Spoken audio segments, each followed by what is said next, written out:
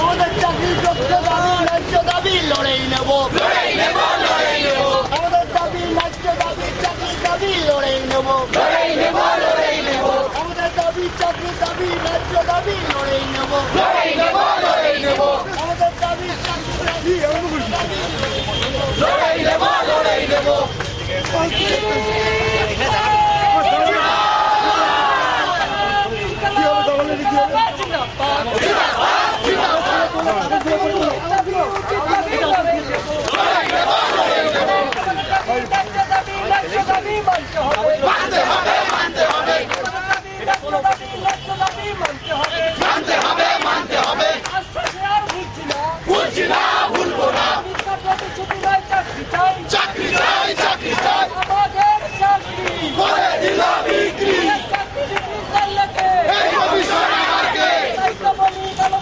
কমিশনের কালো হাত ভেঙে দাও, গুড়িয়ে দাও, গুড়িয়ে দাও, চেয়ারম্যানের কালো হাত ভেঙে দাও, গুড়িয়ে দাও, আমাদের দরকার, ধোঁকা দিল সরকার, আমাদের দরকার, ধোঁকা দিল সরকার, লড়াই চাই, লড়াই করে বাঁচতে চাই, এই লড়াই লড়বে কে, তুমি আমি আবার কে, তাই তো বলি কমরেড, গড়ে তোলো ব্যারিকেড, হাতে হাতে কমরেড, গড়ে তোলো ব্যারিকেড, প্রতিবাদরত কমরেড, গড়ে তোলো ব্যারিকেড,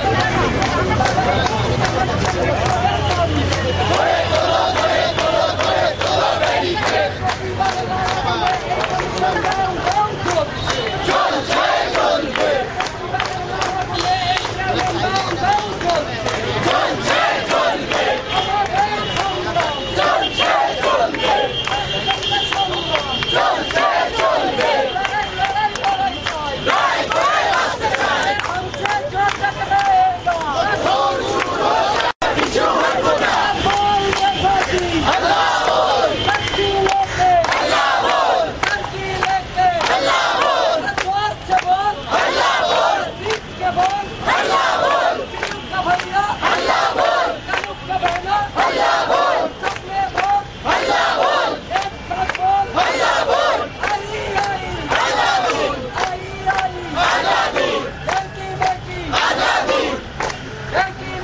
আজাদুর, আজাদি, আজাদি, আজাদি, আজাদি। অনশন করছি আমরা। বিভিন্ন সরকারি আধিকারিকের যারা পদস্থ ব্যক্তিরা রয়েছেন তাদেরকে আমরা জানিয়েছি আমাদের বিষয়টি জানানোর পরেও আমরা দেখছি কোনো সুরাহা হচ্ছে না। ইতিমধ্যেই দুজন অনশন করেছেন, মারা গেছেন অনেকেই অনশনে এখনও রয়েছে, দুজন মারা গেছে, তার মধ্যে রুমা দাস আছেন, নিত্যগোপাল মণ্ডল আছেন, এনারা রয়েছেন। আমাদের অনশন এসএসসি ভবনে এখনও চলছে। আমরা শারীরিক মানসিকভাবে প্রচণ্ডভাবে বিপর্যস্ত। আমরা পার্থ চ্যাটার্জির সঙ্গে একাধিকবার দেখা করেছি, লাস্ট গতকালও দেখা করার চেষ্টা করেছি, পারিনি।